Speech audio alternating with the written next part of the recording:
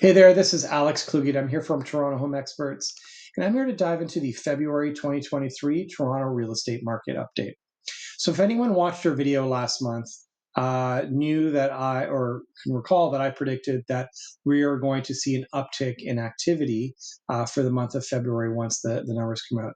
And that's exactly what we saw. And certainly very encouraging to see that we have that, increase in sales volume, average price increase, and also sales to new listings ratio increase. So that's very encouraging. But I don't want anyone to misinterpret this video by saying this is the end of the real estate bear market in Toronto. And yes, it's been a buyer's market, and it still is a buyer's market. But I find these numbers encouraging because it's showing that maybe we're kind of at the tail end of this, and that maybe the low has already been in.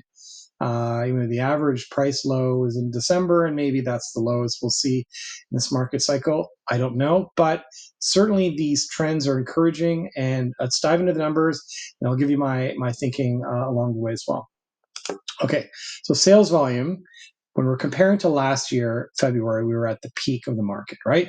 So these numbers aren't going to look great, but there's some context I want you to look into a little bit further. So we look at February, 2022, 9,000, was an unbelievable month record sales wise. So that's certainly,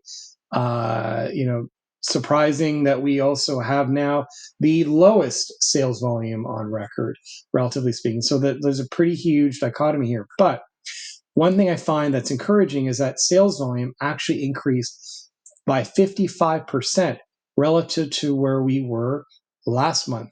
So sales pace has increased. Remember when I was talking last month, we had the lowest January on record since 2002, and this is also the lowest February on record since 2002. And so, but encouraging that we're seeing an uptick in sales volume month over month. So, anyways, active listings, where we were last year versus this year, we're seeing an increase in active listings. So that's unsurprising because last year, February was probably the hottest real estate month on record that we've ever had. And certainly February 2023 is not, second best or anything like that. It's certainly an okay month. But the issue that I want to kind of explain to why the numbers are maybe showing one of the data, what can we extract from the data is that, there's a lack of inventory. Like that is really the issue. And perhaps why we're seeing an uptick in sales is that, there's not a lot of choice. So buyers have been waiting. Like if you've been in the market, say, since November or December, and you're constantly looking, like after a while, you're going to say to yourself, well, either I'm going to like not buy in this market and wait it out, or I'm, going to settle on, a place. Maybe it's like a 9 out of 10 for me. It's not 10 out of 10, but I'll jump on it. So that's one thing. But I think really the main story here is that the Bank of Canada signaled that perhaps we're at the end of the interest rate hikes. Are we done for a while? Probably, possibly, maybe we've got another 25 basis points increase. Who knows?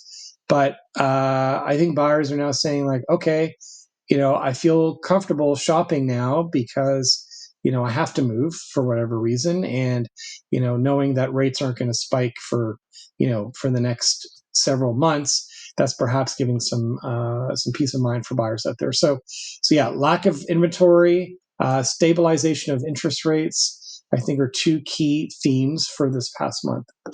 So when we look at new listings, so I said to you, sales increased by 55% from January to February. Listings only increased by 12%. So really, that's going along with the theme that I said, that we've got a lack of inventory, and that's a very encouraging sign. Like we're seeing a higher percentage of sales being absorbed. So there's a stat called sales to new listings ratio, and last month for February, we were at 55%, which is very good, like better than I would have certainly predicted, even based on what I was seeing, in the market mid-month when I recorded the last video. But so what is 55%? Is that like, what does that mean? That means that, on average, 55% of new listings are being absorbed in the market. So, call it peak market last January, February, the number was closer to 70-ish%. And now when we compare that to November, December, we were at like in the mid 30s. So, if you want to be technical, you say like anything less than 50%. So buyer's market, anything above 50% of seller's market. I'm not suggesting we're in a seller's market. I'm not. But there are multiple offers. That's something that we are seeing now that we weren't seeing like 2 months ago, especially on entry level, freehold entry level condos. We're seeing multiple offers, a lot more present. And buyers are expecting to be competitive or to compete when they're putting an offer in. So that's changed the dynamic. And why is that? Well, it goes back to what I was saying earlier. Like there's a lack of inventory. So we're now seeing a little bit of that renewed interest in perhaps entering a multiple offer situation.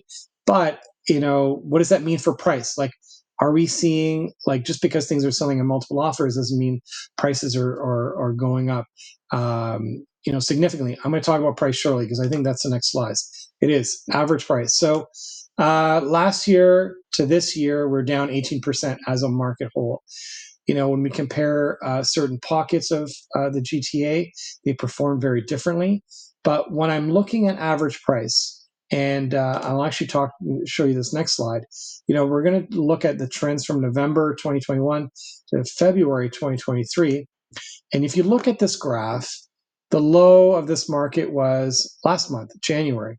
Like I expected, if you watch my December video, I predicted that we'd see an average price slight uptick from December, January. We didn't see that. We saw a decline, moderate decline, not a huge one. But what I find fascinating is that our average price from January to February increased by 5.5%. We saw a 5.5% increase in average price in 1 month. That's not like, pandemic peak, real estate numbers. Like we were seeing like 7.5, high 7% increases, back in January, February. I'm not expecting that to come back. I just think like, there's a little bit of an overcorrection perhaps. Like, things were a little bit slower in December and January due to a lack of inventory. And buyers are sitting on on the sidelines saying, you know what, there's been a lack of inventory for a while. Let's jump in. And, as I said earlier, rates have stabilized. And, they're probably going to come down again at some point. Not this year, I don't think, but, we're going to probably see a decrease sometime in 2024. So so average price, we saw a pretty huge run up. And so if we look at where we are relative to 2021, we're not quite at November 2021 prices, but we're getting there. And I think realistically, we're probably going to end up the spring somewhere above those 2021 November numbers, right? So like, it'll basically show that prices have basically been flat, for the last 18 months. We saw that huge run up, huge run down, and then basically flat, since July. But I think that'll be, interesting to watch. We're certainly going to monitor that very closely because that'll be interesting to see how that affects or lack of listings affects price, which I think is going to be a big driver, and also whether we're going to see any interest rate increases. And I guess time will tell. And the next Bank of Canada meeting is coming up in very shortly, so we'll find out very shortly, probably by the time you watch this video. So, anyways, we're looking now at average home price for February 2023 to February 2022. And you'll see that like we've had, average for GTA was 18% or 17.9%. But really we saw here the strength of this market has really been Toronto. Like the 416 has only declined by 11.5% compared to like a Durham region, which saw a 28% decline. Like, again, these are average prices. Doesn't mean like, average prices in Durham have decreased by 28%.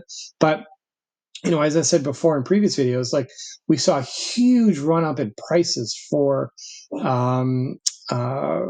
Durham region during the pandemic. Like, it was a very affordable area to be in. So if you bought in 2020 in Durham, like, or 2021, you're still doing well. But we saw a massive decline last year because there was a massive, basically like a massive increase, massive run up, and massive run down. And so, we didn't see that to the same degree for Toronto specifically. So, anyways, it'll be interesting to continue to watch this because I actually am seeing some strength in the Durham region numbers. So, like, the average price may be a little bit skewed depending on the basket of goods or basket of homes, sorry, that have sold during that month may bring the average down. But I am seeing strength in the Durham market for sure. And certainly in the 416. Like, we're seeing, as I said, multiple offers coming back. We're seeing competition. That doesn't mean that prices are going to go up 25% this year. That's not at all what I'm saying.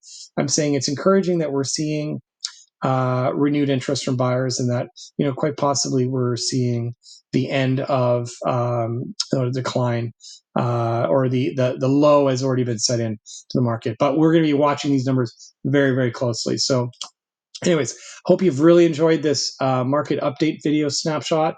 We're doing these every month, so stay tuned. Like our video, subscribe to our channel, and watch our videos every month. We're going to do a deep dive into these statistics to see like how it affects you as a possible home buyer or possible home seller in this market. And if you're looking for specific advice on what it means for you, please reach out to us, any of our social channels. I'm happy to give you our analysis and viewpoint on what's happening in your immediate area, whether that's neighborhood or condo building, or specific areas in the GTA are performing. So, anyways, thanks again for tuning in, and we look forward to seeing you again next month. Thanks again. Bye bye.